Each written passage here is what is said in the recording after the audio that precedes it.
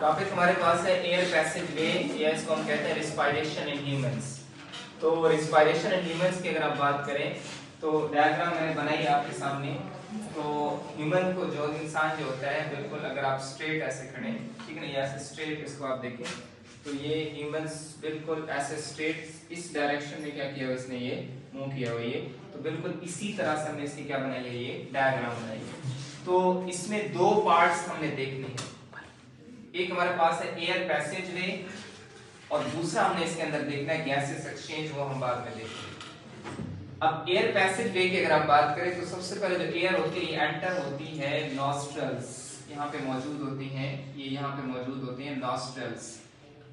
इन nostrils के जरिए जो एयर होती है वो इसके अंदर क्या हो जाती है, ये तो पॉइंट आपने याद रखने हैं, ठीक है ना। एक और स्टेप वाइज आपने इसको देखना है, एक स्टेप आगे पीछे नहीं होना चाहिए, सीक्वेंस के साथ आपने जाना है। सबसे जो पहला आपका स्टेप हो गया वो कौन सा हो गया, ये नॉस्ट्रल्स हो गया। यानी आपके पास जो एयर होती है वो किस में आती है, वो एयर जो होती है वो आ जाती है आपके पास, ये एयर सबसे पहले किस में आ जाती है, वो नॉस्ट्रल्स में। किस में आती है, ये जो एयर होती है वो नॉस्ट्रल्स के नाक के जो सुराख होते हैं इसको आप क्या कहते हैं, ये नॉस्ट्रल्स, नॉस्ट्रल्स में आती है। और नॉस्ट्रल्स के बाद यहाँ पे आ जाती है, ये होती है नेजल कैविटी। नॉस्ट्रल्स, नॉस्ट्रल्स के बाद ये जो कैविटी होती है इस कैविटी को क्या नाम देते हैं, ये this is called as nasal cavity, nostrils. और नॉस्ट्रल्स के बाद जो कैविटी होती है इसको हम क्या नाम देते हैं, ये नेजल कैविटी। यानी आप ये देखें नॉस्ट्रल्स में आएगी, नॉस्ट्रल्स के बाद किस में आ जाती है, ये नेजल कैविटी में आएगी।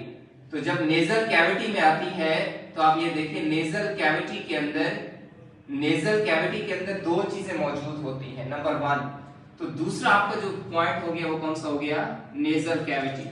अब नेजल कैविटी में जब आएंगे तो नेजल कैविटी के अंदर दो चीजें होंगी। नंबर वन, इसके अंदर होगा हेयर, प्लस जो दूसरी चीज होगी वो क्या होगा, म्यूकस होता है। हेयर होता है और इसके साथ क्या होता है, ये म्यूकस मौजूद होता है।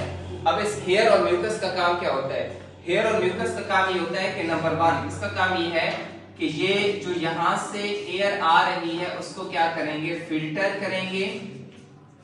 यानी अगर उसके अंदर कोई डस्ट पार्टिकल्स है तो उसको क्या करना है, ये रिमूव करना है।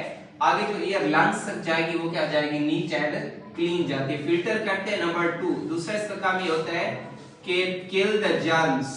अगर इसके अंदर कोई डस्ट पार्टिकल्स है या जर्म्स है उसको क्या कर देना, उन्हें किल कर देना है। नंबर थ्री इसके अंदर है रिमूव द डस्ट पार्टिकल्स। अगर इसके अंदर कोई डस्ट पार्टिकल्स हैं तो इन डस्ट पार्टिकल्स को क्या कर देना है, रिमूव कर देना है। तो और वार्म द एयर, एयर को क्या करते हैं, वार्म करते हैं। यानी यहां से जब आगे हवा जाएगी तो ना तो उसके अंदर क्या होगी, कोई डस्ट पार्टिकल्स होगा, बिल्कुल नीट एंड क्लीन जो होगी एयर होगी वो यहां से क्या होगी, आगे की तरफ क्या होती है, ये पास होती है। तो ये हमारे पास इसका दूसरा स्टेप हो गया नेजल कैविटी। नेजल कैविटी से आप ये देखें, ये बिल्कुल एयर जो आ रही है, जो एयर आ रही है वो बिल्कुल आपके पास क्या होगी, नीट एंड क्लीन होगी। इसमें किसी किस्म की कोई डस्ट पार्टिकल्स, कोई जरासीम इसमें शामिल नहीं होंगे। अब नेजल कैविटी से आगे जो तीसरा पॉइंट होता है वो हमारे पास होता है, इसको आप क्या कहते हैं, फेरिंग्स। जो तीसरा पॉइंट इसमें शामिल है वो क्या है, ये फेरिंग्स है। यानी नेजल कैविटी से फिर किसके अंदर आ जाएगी, ये जो एयर होती है ये फिर नॉस्ट्रल्स, नॉस्ट्रल्स से फिर नेजल कैविटी, नेजल कैविटी के बाद आप इसको शो कर सकते हैं, ये यहां से आगे आप ऐसे शो कर दें, ये फिर किसके अंदर आ जाती है, फेरिंग्स में। फेरिंग्स मैस्कुलर पैसेज होता है, हवा गुजरने का एक रास्ता होता है, यहां से फेरिंग्स में आएगी। फेरिंग्स के बाद आगे जो एयर होती है, फेरिंग्स के बाद ये फिर आ जाती है किसके अंदर, ये तीसरा जो चौथा इसके अंदर चीज होती है वो क्या होती है, लेरिंग्स। यानी फेरिंग्स में आएगी और फेरिंग्स के बाद ये फिर किस में आ जाती है, ये लेरिंग्स में आ जाती है। फेरिंग्स में आएगी, फेरिंग्स के बाद फिर ये किसके अंदर आ जाती है, ये लेरिंग्स में आ जाएगी। अब जब लेरिंग्स के अंदर आती है तो लेरिंग्स के अंदर ये बड़ा इसके अंदर स्पेशल है, जो आपने इसमें कुछ चीजें देखनी है कि लेरिंग्स, फेरिंग्स के बाद ये आ जाएगी लेरिंग्स में। अब लेरिंग्स को अगर आप देखें, लेरिंग्स का जो स्ट्रक्चर होता है वो इस तरह से होता है, इस तरह से इसका स्ट्रक्चर होता है लेरिंग्स का। और इसके ऊपर इसकी जो अपर कवरिंग होती है, इसका जो एंड होता है, जो मुंह होता है ना, इसको आप नाम देते हैं, ये जो कवरिंग होती है, जो मुंह होता है इसका, इसको आप नाम देते हैं ग्लॉटिस। क्या कहते हैं इसको? ग्लॉटिस। इसके ऊपर जो कवरिंग होती है, जो मुंह कवरिंग नहीं, जो मुंह इसका होता है, ऊपर वाला जो इसका स्ट्रक्चर होता है, इसको आप क्या नाम देते हैं? ये ग्लॉटिस। ग्लॉटिस के ऊपर एक कवरिंग होती है, ये ग्लॉटिस हो गया, ये ग्लॉटिस, इसके ऊपर एक कवरिंग इस तरह से होती है, इस कवरिंग को आप क्या नाम देते हैं? ये this is called as epiglottis. ये ग्लॉटिस, और इसके बाद एक और चीज होगी, इसको आप क्या नाम देते हैं? ये एपिग्लॉटिस। ये होगी एपिग्लॉटिस, यानी ग्लॉटिस और इसके साथ हमारे पास क्या मौजूद है? ये एपिग्लॉटिस क्या होता है? मौजूद होता है। अब जब खुराक आती है, ठीक है ना, ऊपर से जब आपके पास बोलस बन जाता है, जो खुराक का पार्टिकल्स आता है, जब खुराक का पार्टिकल इसके साथ स्ट्राइक करता है एपिग्लॉटिस के साथ, तो ये अब जो कवरिंग यहाँ पे मौजूद है, ये कवरिंग आ जाती है यहाँ पे, तो इस रास्ते को क्या कर देती है? इस रास्ते को बिल्कुल क्या कर देगी? क्लोज कर देगी, यानी जो खुराक होती है वो आप इसमें, ठीक है ना, खुराक की इसमें सांस, इसमें यानी लेरेंस के अंदर वो नहीं जा सकती, इसके अंदर यहाँ से फेरिंग से फिर एसोफेगस से गुजरती हुई यहाँ से चली जाती है, तो ये कवरिंग आ जाती है। ये मसल्स की मदद से होते हैं, और ये मसल्स की मदद से इसको क्या कर, हॉरिजॉन्टल पोजीशन के ऊपर आ जाता है, हॉरिजॉन्टल पोजीशन के ऊपर आता है, और इसको बिल्कुल क्या कर दिया जाता है? वो क्लोज कर दिया जाता है। तो इस तरह से हमारे पास ये ग्लॉटिस हो गया, और इसके बाद क्या होता है? ये एपिग्लॉटिस बिल्कुल उसको क्या कर देता है? वो कवर कर देता है, खुराक जो है वो दूसरी डायरेक्शन में चली जाती है, ये वाली जो कवरिंग होती है वो क्या हो जाती है? वो क्लोज हो जाती है। तो इस तरह से हमारे पास ये हो गया। उसके बाद आप ये देखें कि लेरिंग्स के अंदर एक और चीज होती है, इसमें दो इस तरह से ये वोकल कॉर्ड होते हैं, वोकल कॉर्ड इस तरह से ये, इसके अंदर ये वोकल कॉर्ड होते हैं, ये वोकल कॉर्ड इस तरह से, ये दो ये वोकल कॉर्ड होते हैं। इन वोकल कॉर्ड का काम ये होता है, वोकल कॉर्ड जैसे मैं बोल रहा हूं, ठीक है ना, जैसे हम बोलते हैं, तो वोकल कॉर्ड जो दो आपके पास ये हैं, बिल्कुल ढीले होते हैं ऐसे, ठीक है ना, वोकल कॉर्ड ऐसे, तो वो सख्त हो जाएंगे, बिल्कुल तन जाते हैं, ठीक है ना, जैसे तनेंगे वो फिर उसके बाद उसमें क्या पैदा होगी? ये वॉइस प्रोड्यूस होती है, ठीक है ना। ये जो मुख्तलिफ आवाजें लोग पैदा करते हैं, वो दरअसल क्या होता है? इसी वोकल कॉर्ड को चेंज करके, ठीक है ना, इसमें वोकल कॉर्ड को आगे या पीछे वो चेंज करके इससे मुख्तलिफ साउंड्स क्या होती हैं? वो प्रोड्यूस होती हैं। तो ये साउंड प्रोडक्शन के अंदर क्या होता है? ये बड़ा इंपॉर्टेंट रोल प्ले करते हैं। तो लेरिंग्स के अंदर आपने ये पॉइंट्स याद रखने हैं कि एक तो क्या हो गया? कवरिंग आ गई, जिसको आप क्या नाम देते हैं? एपिग्लॉटिस, और दूसरा क्या आ गया? ये वोकल कॉर्ड हो गया, जिसको क्या कर देते हैं? साउंड प्रोडक्शन के अंदर क्या होते हैं? ये इन्वॉल्व होते हैं। लेरिंग्स के बाद जो एयर होती है ये फिर एंटर हो जाती है, लेरिंग्स के बाद ये फिर एंटर हो जाएगी किसके अंदर? यहाँ पे हमारे पास लेरिंग्स के बाद मौजूद होता है ट्रेकिया, जिसको आप विंड पाइप कहते हैं, ये ट्रेकिया। ये लेरिंग्स के बिल्कुल नीचे की तरफ क्या मौजूद होगा? ये लेरिंग्स, और इसके नीचे हमारे पास मौजूद होगा ट्रेकिया। अब ट्रेकिया के अंदर आप एक और चीज होती है, इस तरह से ये सी शेप, सी की बिल्कुल कार्टिलेज होती हैं, सी शेप के कार्टिलेज होते हैं। इसका काम ये होता है कि जब उसमें हवा नहीं होती, हम जब सांस नहीं ले रहे होते, तो वो सुकड़ ना जाए ट्रेकिया, तो इसको कोलैप्स होने से क्या करते हैं? वो रोकते हैं। ऐसा ना हो कि वो ट्रेकिया जो है वो क्या ना हो जाए, वो सुकड़ ना जाए, पिचक ना जाए, सांस नहीं ले रहे होते, तो वो सुकड़ ना जाए ट्रेकिया, तो इसको कोलैप्स होने से क्या करते हैं? वो रोकते हैं। ऐसा ना हो कि वो ट्रेकिया जो है वो क्या ना हो जाए, वो सुकड़ ना जाए, पिचक ना जाए, तो उसको कॉन्ट्रैक्ट करने से क्या करते हैं? वो बचाते हैं। तो हमारे पास क्या हो गया? ट्रेकिया। इसी तरह से ट्रेकिया की जो लेंथ होती है ह्यूमन बॉडी के अंदर, अगर हम देखें तो हमारे अंदर जो इसकी लेंथ होती है वो कितना होती है? 12 सेंटीमीटर। 12 सेंटीमीटर का क्या मौजूद होता है? ये ट्रेकिया मौजूद होता है। तो अब एक सीक्वेंस वाइज आ रही है, आपके पास 1 2 3, फिर लेरिंग्स में 2 पॉइंट्स हो गए, एक एपिग्लॉटिस का आपको डिस्कस करना है, दूसरा आपने किसका हो गया? ये वोकल कॉर्ड हो गया, और उसके बाद आपके पास नंबर 5 ट्रेकिया। अब ट्रेकिया के बाद जो होता है ये फिर आगे एंटर हो जाती है किसके अंदर? ट्रेकिया आगे 2 हिस्सों में डिवाइड हो जाता है। ट्रेकिया आगे यहाँ पे 2 हिस्सों में क्या हो जाता है? ये डिवाइड हो जाता है। इसको आप क्या नाम देते हैं? This is called as bronchi.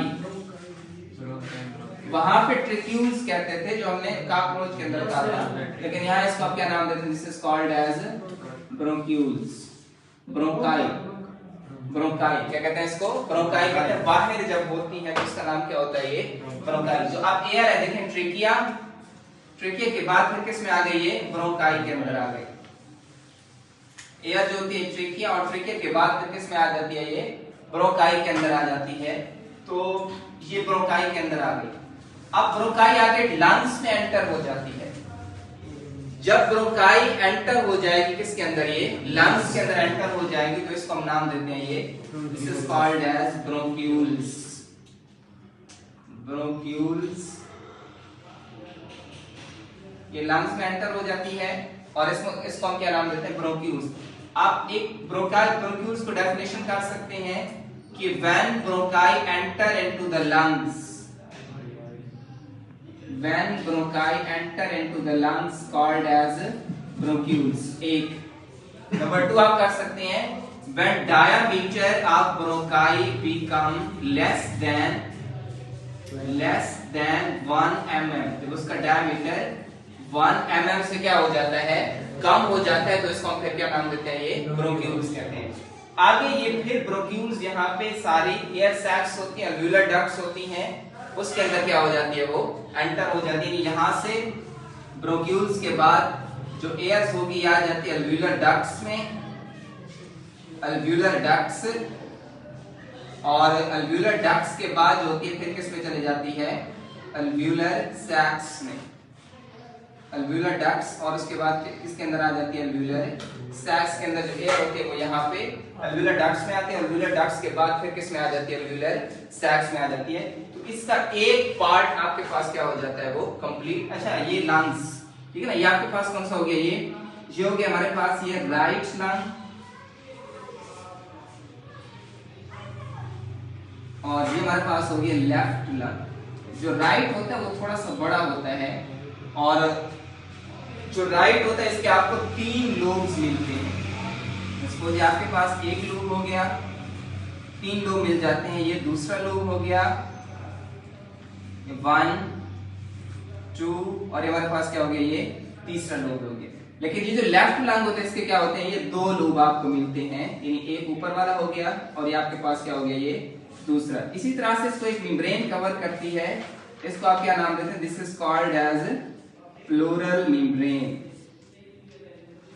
ये हमारे पास मेम्ब्रेन होती है जिसको प्रोटेक्शन प्रोवाइड करती है। इस मेम्ब्रेन को हम क्या नाम देते हैं? ये प्लूरल मेम्ब्रेन कहते हैं। तो फाइनली अब आपके पास जो एयर होती है वो हमारे पास कहां तक पहुंच गई? वो लंग्स तक क्या हो जाती है? वो पहुंच जाती है। दूसरा पार्ट हम डिस्कस करते हैं।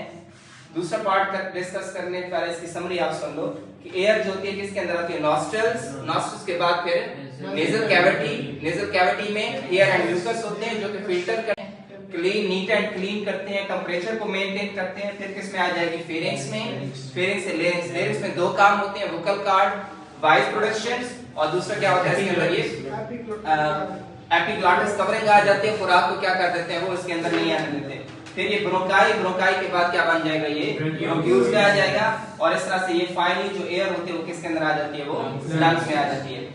दूसरे इसके अंदर आप ये देखें, यहाँ पे हमने ड्रॉ किया इसको, यहाँ पे ये इसके अंदर ये जो अंदर स्ट्रक्चर होता है एयर सैक्स अल्वियोलस होती हैं। अल्वियोलस ऐसे गुब्बारे की तरह थैली होती है, इसको आप सारे को मिला के आप क्या नाम देते हैं? ये एयर सैक्स कहते हैं। अब यहाँ पे हार्ट मौजूद है, इसके थोड़ा सा बीच में साथ में यहाँ पे आपको क्या मौजूद है? ये यहाँ पे हार्ट मौजूद होता है। अब हम देख रहे हैं इसका दूसरा पार्ट देख रहे हैं कि गैसेस एक्सचेंज कैसा होता है। यहाँ पे आपके पास क्या मौजूद है? ये हार्ट मौजूद है। यहाँ पे डायग्राम मैंने ड्रॉ की हुई है। अब हार्ट का हमारा स्ट्रक्चर पढ़ना मकसूद नहीं है, वो हम आगे देखेंगे नेक्स्ट चैप्टर में। हमने जो डिस्कस करना है गैसेस एक्सचेंज कैसे होता है। अब हमने इसमें कहा था कि ये जो हमारे पास पल्मोनरी आर्टरी है, पल्मोनरी आर्टरी जो डीऑक्सीजनेट, अब ये देखें ये एयर सैक्स, इसके अंदर ये 2 नालियां आ रही है। इस लंग्स के अंदर हमारे पास ये 2 आ रही है। एक आ रही है ये जो ब्लड को लेकर आ रही है हार्ट से, ये पीछे से हार्ट हो गया, हार्ट से ब्लड को लेकर, इसका नाम है पल्मोनरी पल्मोनरी आर्टरी, और यहां से एक और नाली जा रही है, यहां से एक और जा रही है जो ब्लड को यहां से लेकर जा रही है, उसका नाम क्या है, ठीक है ना। ये लंग्स का स्ट्रक्चर, इसी स्ट्रक्चर को हमने, ठीक है ना, अंदर यहां से शो किया ये। तो ये हमारे पास कौन सा है, ये दूसरा जो है पल्मोनरी वेन, कौन सा है ये है पल्मोनरी, ये पल्मोनरी वेन होगी, ये हमारे पास होगी पल्मोनरी वेन। तो अब ये देखें कि यहां से हार्ट से ब्लड को लेकर आ रही है, हार्ट से आपके पास ब्लड को क्या करके आ रही है, ये लेके आ रही है, कौन सी है, पल्मोनरी आर्टरी। अब ये जो ब्लड को लेकर आ रही है इसमें कौन सा ब्लड है, डीऑक्सीजनेटेड, यानी ऐसा ब्लड है, ये देखिए ब्लैक कलर की है, यहाँ पे शो कर देते हैं, ये ब्लैक कलर के जिसने इस अल्वेलाई को सराउंड किया हुआ है ऐसे, ये ब्लैक कलर के, ये ब्लड कैपिलरी, आगे आर्टरी, ठीक है ना, यहाँ से एवल्टा, ये पल्मोनरी आर्टरी, आगे फिर आर्टरियोल्स, और फिर वो आगे किसमें डिवाइड हो जाती है, कैपिलरीज में। अब ये सारा इसमें ये कैपिलरीज हैं जिसने इसको सराउंड किया हुआ है। इधर से आपके पास जा रही है वेन्स, क्या जा रही है, ये वेन। अब इस आर्टरी के अंदर कौन सा ब्लड होगा, डीऑक्सीजनेटेड ब्लड होगा, मतलब ऐसा ब्लड होगा जिसमें कार्बन डाइऑक्साइड का लेवल क्या होगा, ज्यादा होगा, ऐसा ब्लड होगा, यानी इसके अंदर हम कह सकते हैं, इसके अंदर जो कार्बन डाइऑक्साइड है CO2 का लेवल क्या होगा, वो ज्यादा होगा। जबकि आपने बाहर से क्या ली है, ऑक्सीजन, आपने बाहर से क्या लिया है, लंग्स के जरिए, अभी हमने क्या एंटर किया है, ये ऑक्सीजन एंटर किया। तो डिफियन के प्रोसेस होता है, डिफियन के प्रोसेस होता है, और डिफियन के प्रोसेस से जो कार्बन डाइऑक्साइड होती है, वो कार्बन डाइऑक्साइड यहां से इस ब्लड कैपिलरीज से किस में आ जाती है, लंग्स में आ जाएगी, और लंग्स वाली जो ऑक्सीजन होगी वो किसके अंदर आ जाएगी, वो ब्लड कैपिलरीज में एक्सचेंज हो जाएगा। क्या हो जाएगा, ये एक्सचेंज हो जाएगा, लंग्स के अंदर जो ऑक्सीजन थी वो किस में आ गई, ब्लड कैपिलरीज में आ गई, और ब्लड कैपिलरीज के अंदर जो कार्बन डाइऑक्साइड है वो किस में चली गई, वो लंग्स में। अब जब हम एक्सपायरेशन करेंगे तो इस कार्बन डाइऑक्साइड को क्या कर लेंगे, ये ठीक है ना, बाहर एक्सहेल कर लेते हैं। अब यही जो ऑक्सीजन वाला लंग्स होगा, ये फिर ये कैपिलरीज आगे डिवाइड हो जाती हैं, ठीक है, ये कैपिलरीज फिर वेन्यूल्स मिलकर क्या हो जाएगा, ये एक्सचेंज हो जाएगा। लंग्स के अंदर जो ऑक्सीजन थी वो किस में आ गई, ब्लड कैपिलरीज में आ गई, और ब्लड कैपिलरीज के अंदर जो कार्बन डाइऑक्साइड है वो किस में चली गई, वो लंग्स में। अब जब हम एक्सपायरेशन करेंगे तो इस कार्बन डाइऑक्साइड को क्या कर लेंगे, ये ठीक है ना, बाहर एक्सहेल कर लेते हैं। अब यही जो ऑक्सीजन वाला लंग्स होगा, ये फिर ये कैपिलरीज आगे डिवाइड हो जाती हैं, ठीक है, ये कैपिलरीज फिर वेन्यूल्स मिलकर क्या बना देंगे, ये वेन्स, और वेन्स फिर पल्मोनरी वेन के जरिए जो ऑक्सीजनेटेड ब्लड होगा दोबारा किसके अंदर आ जाता है, ये हार्ट में आ जाता है। तो सिंपल आपके पास ये है कि हार्ट से जो डीऑक्सीजनेटेड ब्लड आया था पल्मोनरी आर्टरी के जरिए लंग्स में, यहाँ पे एक्सचेंज हुआ, लंग्स वाली ऑक्सीजन किसके अंदर आ गई, ब्लड के अंदर शामिल हो गई, और ब्लड में से कार्बन डाइऑक्साइड निकल कर किस में आ गई, वो लंग्स में। इसको हमने बाहर क्या कर दिया, वो रिमूव कर दिया, और इसी तरह से जो बाकी आपके पास ब्लड बन गया वो कौन सा बन गया, वो ऑक्सीजन, बिल्कुल साथ में यहाँ पे ब्लड हार्ट होता है, तो वो आपके पास वो कौन सा ऑक्सीजनेटेड बन गया। तो फिर इसी तरह से वो सर्कुलेशन क्या होती है, ये होती रहती है। तो दो हमने डिस्कस कर लिया, आपका टॉपिक कंप्लीट हुआ कि respiration in humans, air passage वे, और दूसरा कौन सा हो गया इसके अंदर, इसी के अंदर है गैसियस एक्सचेंज। तो ये आज का टॉपिक था, बाकी इंशाल्लाह हम साथ देखेंगे।